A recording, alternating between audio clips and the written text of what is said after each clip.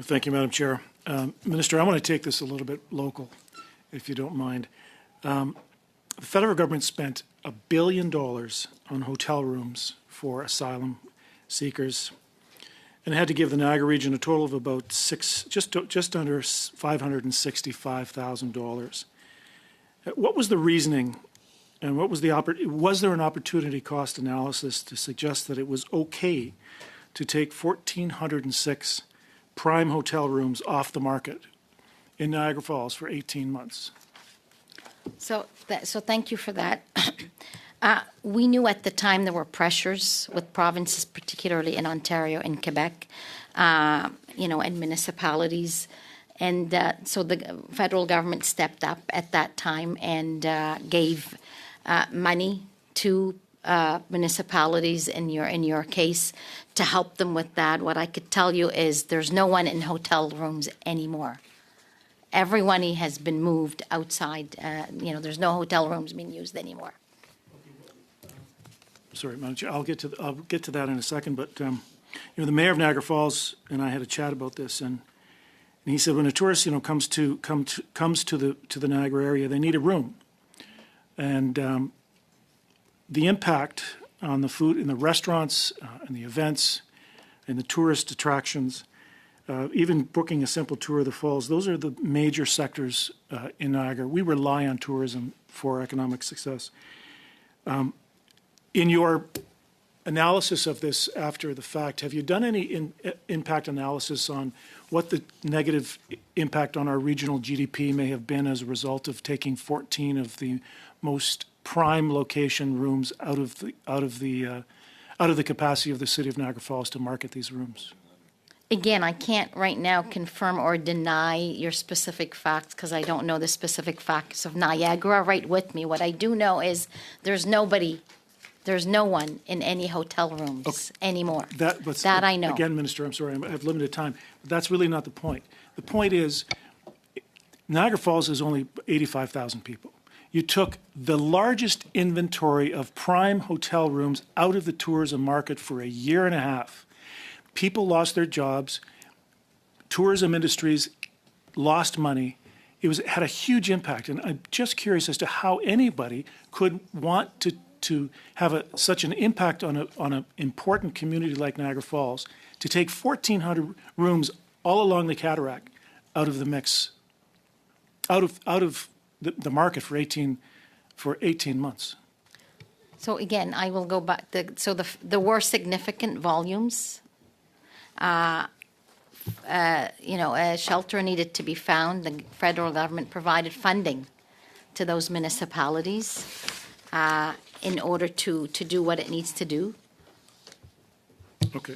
So, Minister, Mayor Olivia Chow in Toronto said she's going to have to raise property taxes in Toronto by about 2% to continue funding the asylum seekers. Now, you say there's no asylum seekers in any hotel rooms in Niagara Falls. Where are they? They've all moved to accommodations. Again, some of the asylums are people that are working. They're going going to school with work permits.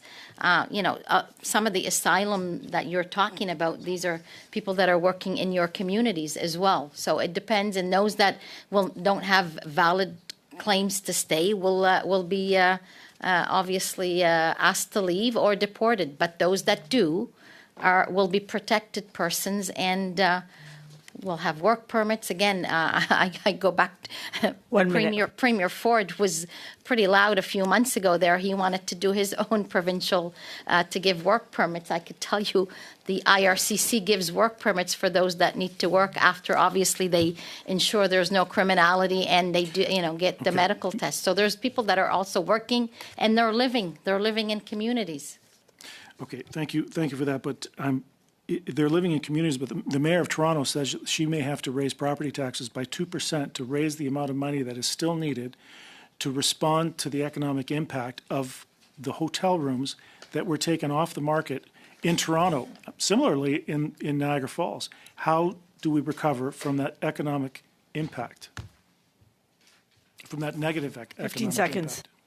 impact? So funding in the beginning did focus on short-term housing That is no longer the case. There is no short-term housing. It's now all long-term housing. I'll give you the municipality of Peel as a great example where Thank they you so built. much, Minister. Thank you, Mr. Davies. Thank We you. now I'm go. here to work, Chair. Minister. So are we. Thank Thank you. Minister. Thank you, Chair. Minister, I just want to be clear. There are presently, per your testimony, no asylum claimants in any hotel or temporary accommodation in Canada right now. I said there's no asylum claimants in hotel accommodations, IRC. No, there isn't. I didn't say there. Obviously, there's there's other municipalities have places, but not in hotels that are paid for by the federal government or anyone else. That's so you're correct. Not paying, so you're not paying for those asylum claimants that were in hotels to be in other places right now in any way, shape, or form. So we have transferred funding to municipalities, but there's no asylum claimants in hotels. Okay, so basically what you guys have done is remove the hotel line item and force people out on the streets while transferring more money to municipalities. Is that about right? I didn't say that. Okay, thank you. I'd like to go back to the section on mass cancellations. So just to reemphasize what you said, you are saying that this section doesn't apply to asylum claimants, correct? That is correct. Okay. These powers are used in exceptional cases for Thank fraud you. purposes, So- health crises like pandemics, Okay. safety, national security. So fraud is not not- for individual asylum claimants. So fraud is not mentioned in C-12 once, and the section that gives you power to cancel immigration applications, for, like including permanent residence visas, doesn't include fraud. It's not, public interest isn't defined. So you weren't able to give an example, a specific example of where you would use this before. I'm just puzzled why you would be asking Parliament to grant you authority to cancel somebody's permanent resident visa without going through Parliament if you can't name an example. So as I said earlier, happy to repeat, these are not meant to be used for individual cases.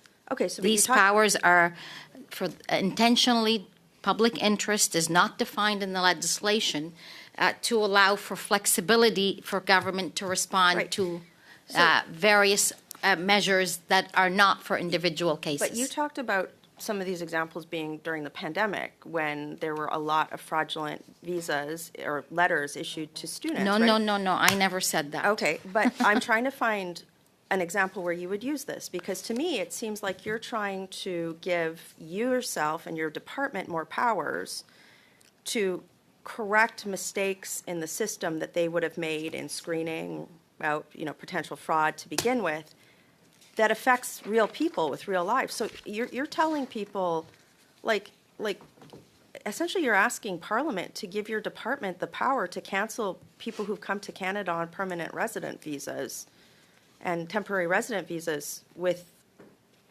without a lot of definition. Absolutely not correct. The Okay, then what would Minister the of example be? IRCC will not have these But the authorities. government and council would, right? The decision rests with government. That Yeah, but would, not would Parliament. issue an order in council that would be made public But not Parliament. So to intervene so on the if you were- on documents. Ms. Rempel-Garner, kindly allow her to answer the question. Minister next week, and somebody asked you, If I was wrong. a Red FM panel next week, and a radio host said, I don't who know. does this apply to? What would you tell the radio host? Again, these are meant to protect us. Who's us? The government, the Canadian Oh. public. It's to protect From the what? Canadian public From from what people? safety, from Allow her major to answer crises. the question, Ms. Rempel-Garner. That's what it's meant for. It's to 1 intervene minute. when there's, in the opinion of the governor and council, it's in the public interest to do so. The government and council powers to protect Canada from groups of immigrants? Which groups of immigrants? There's rise in exploitation. I don't think I need to tell you that. Yeah, but why There's would many you- that are brought in along, and we've learned a lot of lessons from COVID-19 pandemic But- that pointed to gaps in the authorities that But currently exist Why in wouldn't Canada. you just make the system work as opposed to punishing victims of human trafficking? This seems like you're literally saying that you're going to cancel whole groups of people's permanent residence visas. without Absolutely not defining saying what that. And That's the reason exactly why what the this legislation says. legislation is to make things work better. I think you're saying, you said protect Canadians from people. Which people? It's to protect Canadians from public crises Thank that are deemed. thank you, Ms. in the- Rempel Gardner. Thank you, Minister.